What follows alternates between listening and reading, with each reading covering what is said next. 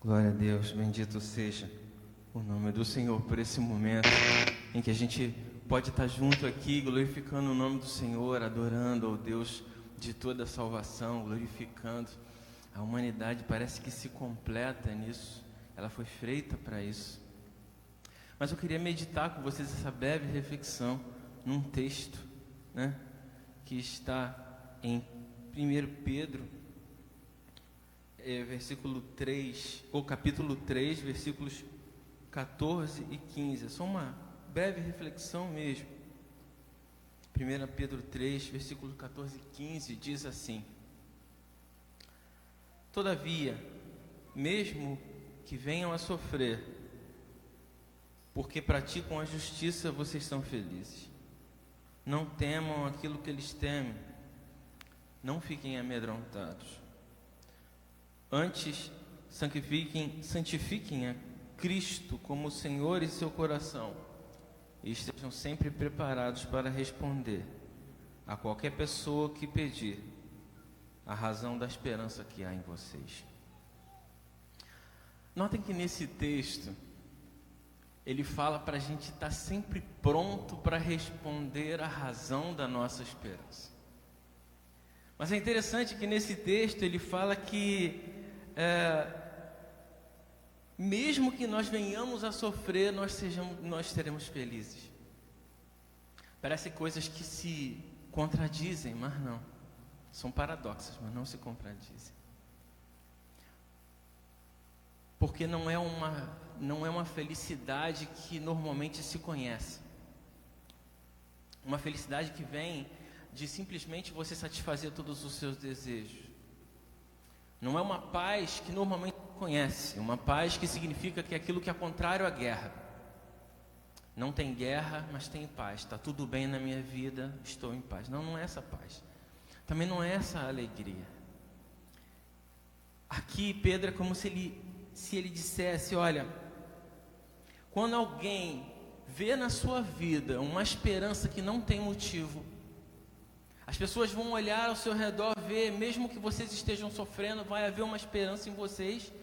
E aí as pessoas vão olhar aquilo e vão pedir a razão dessa esperança. Estejam preparados para pedir, para responder a razão dessa esperança. Uma esperança que não é firmada em circunstâncias. Tem uma ilustração muito boa para isso.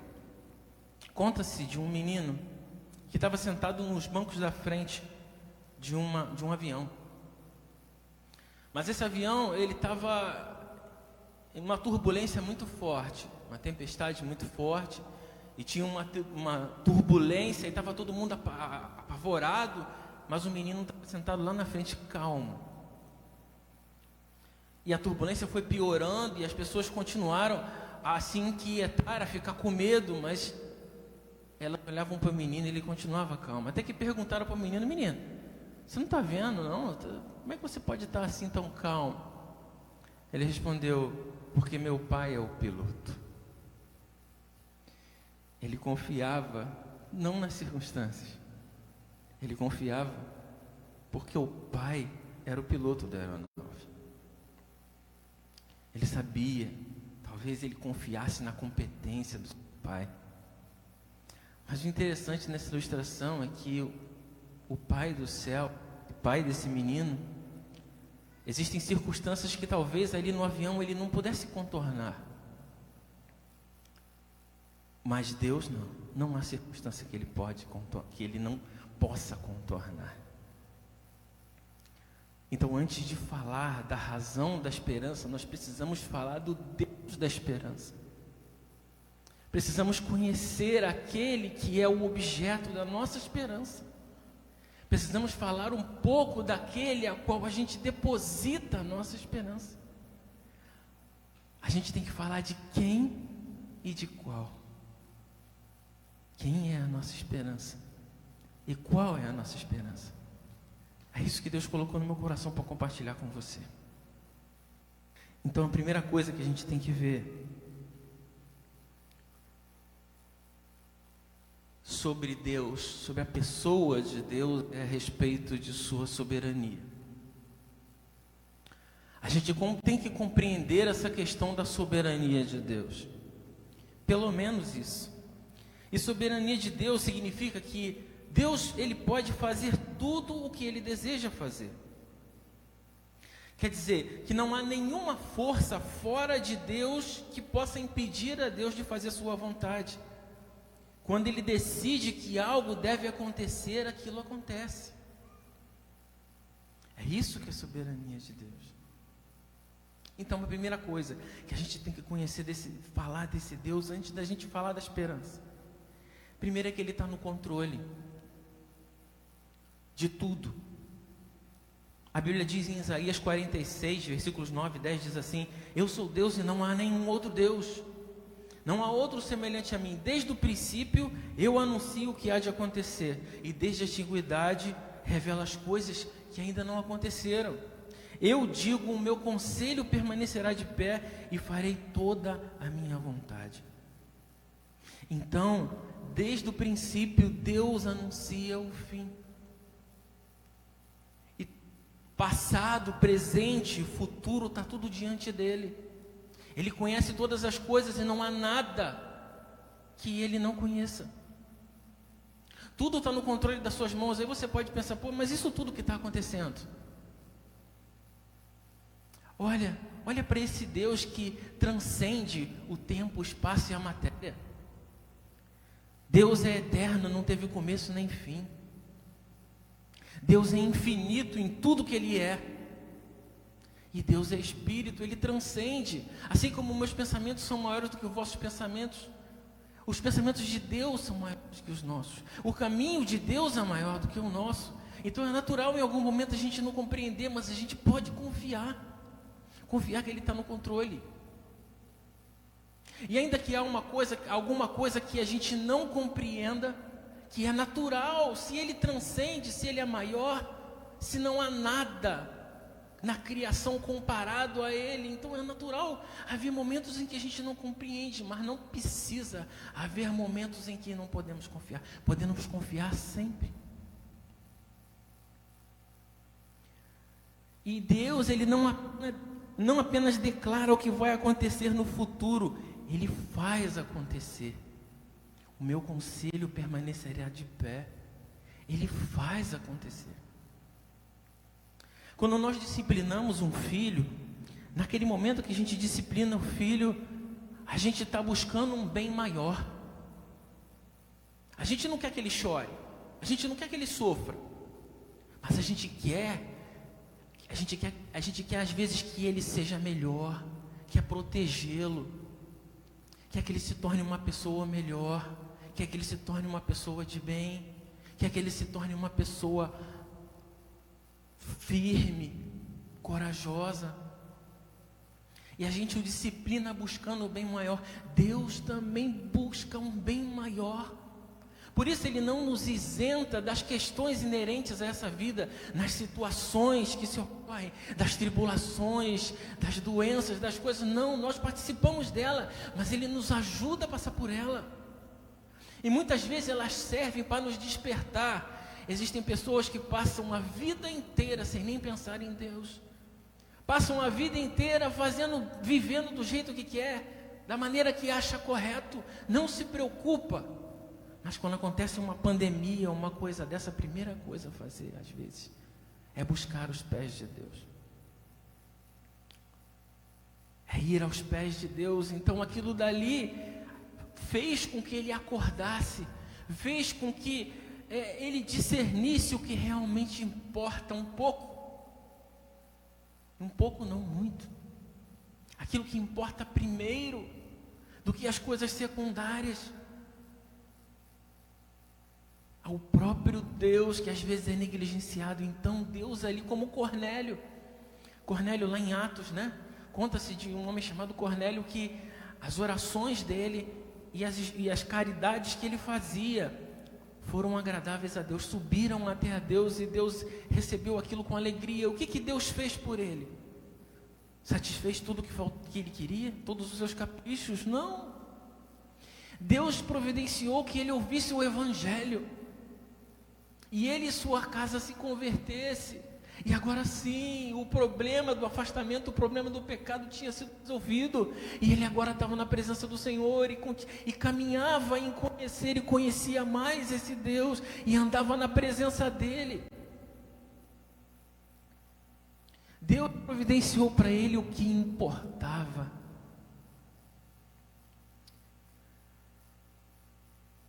Essas coisas às vezes são necessárias porque Deus está visando um bem maior na nossa vida. Em Jeremias capítulo 1, versículo 12, diz que Deus diz: eu velo pela minha palavra para cumpri-la. Então a primeira coisa que a gente viu é que Deus está no controle. Mas Deus, ele também vela por sua palavra para cumprir. Ou seja, ele não mente, ele não frustra, ele não se volta atrás, ele não se arrepende como homem, porque ele não erra. Então tudo que ele fala, ele faz, ele não deixa de fazer, ele não nos deixará na mão. Em Isaías 43 diz: antes que houvesse dia, eu sou, e não há ninguém que possa escapar das minhas mãos. Agindo eu, quem impedirá? Quem pode impedir o agir de Deus? Portanto, esse Deus, quando ele decreta alguma coisa, os seus decretos são irrevogáveis. Aquilo que ele decreta, ninguém pode fazer impedir. Eles vão vir à tona, eles vão alcançar o seu propósito. A palavra que sai da boca de Deus não volta vazia. Ela atingirá o propósito dela. Então, agora que nós sabemos que Deus é soberano, que Ele reina sobre tudo, que Ele é fiel em suas promessas, que Ele é infalível, que Ele cumpre todo o seu querer e que Ele não mente, agora a gente pode entrar na razão da nossa esperança. Esse Deus, com essa soberania, Ele quis fazer uma aliança permanente conosco. Em Jeremias 32:40, Deus diz: eu farei com eles uma aliança permanente, jamais deixarei de fazer o bem a eles, farei com que me temam de coração, para que jamais se desviem de mim. Notaram? Farei com eles uma aliança permanente. Lá no capítulo 31, ele fala dessa aliança de uma forma mais específica ainda. Ele fala que não vai ser como aquela aliança que eu fiz quando eu tirei o povo do Egito. Não, porque eles quebraram a minha aliança. Essa é a aliança que eu farei com eles. Porei a minha lei no seu íntimo, escreverei em seus corações. Vê que é Ele que falou que vai fazer. Eu escreverei. Eu farei essa aliança. Essa aliança vai ser permanente. Não vai ser aquela que quebraram no passado. Simplesmente porque agora Deus garante essa aliança. É Ele quem garante essa aliança. Eu farei uma aliança permanente. Eu escreverei nos seus corações, eles me temerão com o coração, eles não se afastarão de mim. Isso que Ele decretou, isso que Ele quis fazer e Ele fez em Cristo. Essa aliança é firmada no sangue de Jesus. Nós não temos direito dos termos dessa aliança, nós só podemos aceitar essa aliança. Nós podemos aceitar essa aliança ou não, é a única coisa que nós podemos fazer. E ela é feita no sangue do Cordeiro, e essa redenção, que é esse resgate de Deus na humanidade que está distante dele. Esse resgate de Deus, essa redenção é um decreto de Deus. Deus, Ele fala e traz à existência o que é a vontade de Deus, então Ele vai cumprir. Ele vai cumprir, essa aliança vai permanecer permanente. E é aí que começa a nossa esperança. É uma aliança feita no sangue. Mateus 26, 28, Jesus diz isso. Jesus diz: esse é meu sangue da nova aliança, que é derramado em favor de muitos. E Deus envia o seu Filho e fez pecado por nós, aquele que não tinha pecado, para que nele nos tornássemos justiça de Deus. Deus envia seu Filho como pagamento pelo pecado, fazendo conosco uma aliança que é por meio da fé. no nome de Jesus.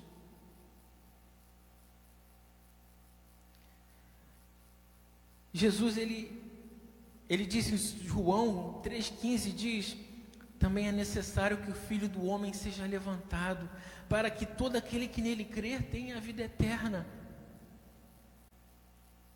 Olha como nós participamos dessa aliança. É necessário que o Filho do Homem seja levantado, ou seja crucificado, e todo aquele que nele crer tem a vida eterna. Ele tem.